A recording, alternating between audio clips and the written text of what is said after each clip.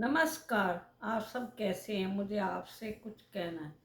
जो बात मैं आज आपको कहने जा रही हूँ ये शायद आप सब में से किसी किसी के काम भी आ सकती है, क्योंकि मैं चाहती हूँ जो बात मेरे को पता लगी है ना वो आपको भी पता लगनी चाहिए। शायद आपके किसी के बीच में ये बात समझ आए और किसी का भला हो जाए, तो ये तो अच्छी बात है।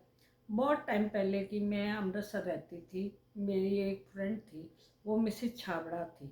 उनकी एक बेटी थी और उसके हस्बैंड का इतना अच्छा बिजनेस था। अमृतसर में उनके बिजनेस का नाम था।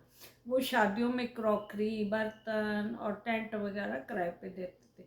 लोग दूरों दूर से, उनकी सर्विस भी बहुत अच्छी थी, दूर दूर से लेने आते।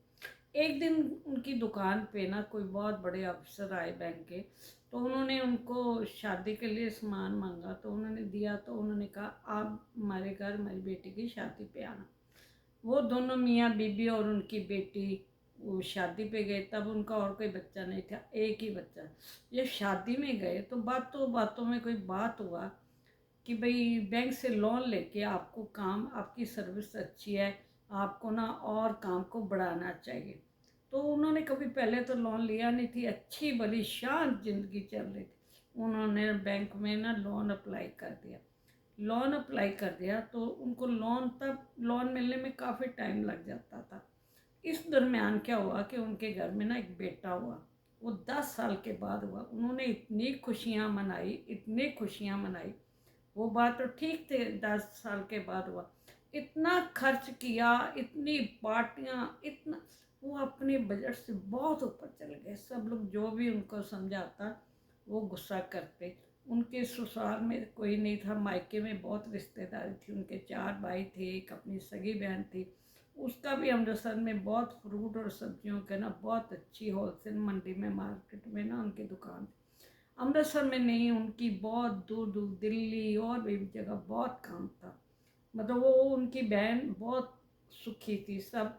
लेकिन भाइयों का काम ठीक ठाक। तब भाई ना होते थे ना जो बहनों को बहुत पूछते थे। तो वो दोनों बहनों को बहुत पूछते थे, हर बात में, तीज त्योहार हर कुछ करते थे। तब ऐसा नहीं था कि भाई दे या बहन दे। तब ऐसे रीति रिवाज नहीं थे। तब तो बेटियों को एक बहुत इज्जत मान सब दिया जाता। एक दिन क्या हुआ, जो मिसेज छाबड़ा थे ना, उनकी बहन के दुकान पे ना आग लग गई। इतनी ज़बरदस्त आग लगी कि उनका बहुत कुछ ख़त्म हो गया। वो एक उधर से उनकी जो बाकी काम थे ना वो भी, कुदरत वक्त होता है, वो भी फेल होने लगे और बहुत बिजनेस ठप हो गया, काफ़ी ठप हो गया। और इधर जो मिसेज छाबड़ा थी ना, उन्होंने अपने बेटे के बर्थडे पे, जन्म पर बहुत अंधाधुंध खर्च किया। घर को भी, घर में भी बहुत खर्च करती, वो कुछ नहीं सोचती थी। वो तो बैंक में उनको ना जो कर्ज लेना था ना वो तो अलग बात थी, वो तो मिला ही। लेकिन इतना खर्च बढ़ गया, इतना खर्च बढ़ गया, उनको सब समझाते वो समझते नहीं। वो अपने बेटे को इतना लाड करती थी, छाबड़ा साहब इतना उनको समझाते थे, वो कुछ नहीं समझते। इतना लाड लाड में तब उनका बेटा भी बड़ा होना चालू हो गया।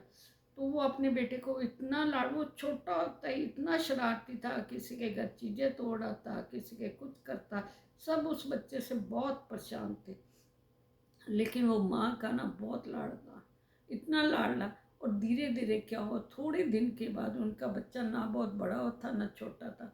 छाबड़ा साहब को एक बीमारी हो गई, ज़बरदस्त बीमारी हो गई। अब तो मिसेज छाबड़ा के ना बहुत कोई हेल्प करने वाला भी नहीं, कोई ससुराल में तो वैसे ही कोई नहीं था। तो उन्होंने ना बैंक वालों के पास गए। वो कहते अब हम आपको तो कोई लोन नहीं दे सकते, नहीं कुछ। अब बिजनेस भी उनका, धीरे धीरे बिजनेस भी संभालना पड़ा, बच्चे को भी, बेटी को भी, सारी तरफ से खर्च ही खर्च। इतना परेशान हो गई मिसेज छाबड़ा। सब उसके रिश्तेदार समझा रहे थे, जब हम समझाते थे तब तो आप समझती नहीं थी। अब क्या करे, इतनी बेचारी के ऊपर मुसीबतें मुसीबतें, इतनी मुसीबतें आ गई। तो उसने क्या किया, उसकी एक मासी की बेटी उसके घर के सामने रहती थी, मिसेज छाबड़ा की। उसने पता, वैसे तो वो भगवान को बहुत मानती थी, शायद ये नहीं मेरे को पता कि उसने चाल चली या सच में बैंक वालों ने कहा आपने जो जो रखा था ना बैंक के पास अपना मकान, चीज़ें, वो तो उससे बहुत ज़्यादा आपके ऊपर कर्ज हो गया। अब तो आप और कोई चीज़ रखो।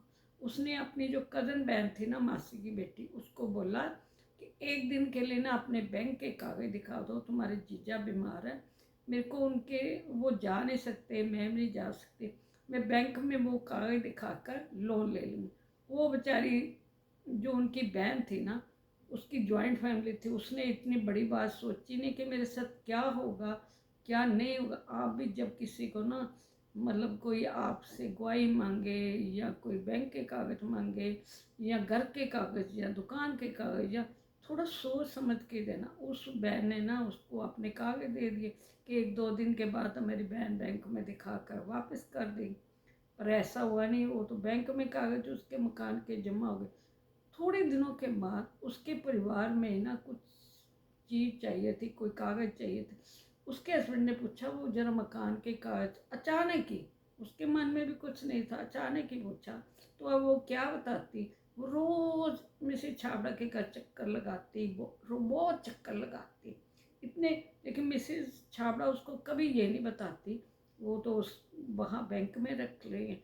उसने ने एक दिन गवाही भी दौड़ी बैंक में अपनी उस बहन को बीच में डाल के। उस बेचारी ने सोचा कि मेरी बहन इस टाइम दिक्कत में है, तो उसने साइन भी कर दिए, बात ख़त्म हो गई। लेकिन उनके घर में ना बहुत लड़ाई क्लेश होने लगा, बहुत।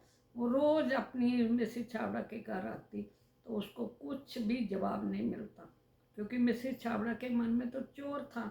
उसने बताया ही नहीं उनको कि ऐसी ऐसी बात है। फिर इतनी लड़ाइयाँ बढ़ गई, इतनी लड़ाइयाँ बढ़ गई, तो उसका मकान भी जब्त कर लिया बैंक ने। अब उसको ना तो वो घर की रही ना घाट की, घर में भी क्लेश होने। और ऐसा हुआ कि उसकी जॉइंट फैमिली ने उसकी बहन को घर से निकाल दिया। उसके 3 बच्चे थे, तीनों बच्चों को भी घर से विदा होना पड़ा। इसलिए जब भी आप कुछ काम करो, जब भी आप कितनी विश्वास, अपने किसी पे मत विश्वास करना। और विश्वास देखो उसको कितना महंगा पड़ा, उसको अपने घर से बेदखल होना पड़ा, उसके बच्चे भी परेशान हुए, अच्छी भली जिंदगी सब बर्बाद हो गई। और मैं आप सबसे कहना चाहती हूँ, आप जब भी मर्जी, चाहे अपनों का चाहे परायों का, या किसी के लिए भी अच्छा करना चाहते हो, तो थोड़ी देर पहले अपना जरूर सोच लेना, ताकि आपकी ज़िंदगी भी उसकी बहन की तरह खराब ना हो। आप सब सोच के जो करना, सब सोच के करना।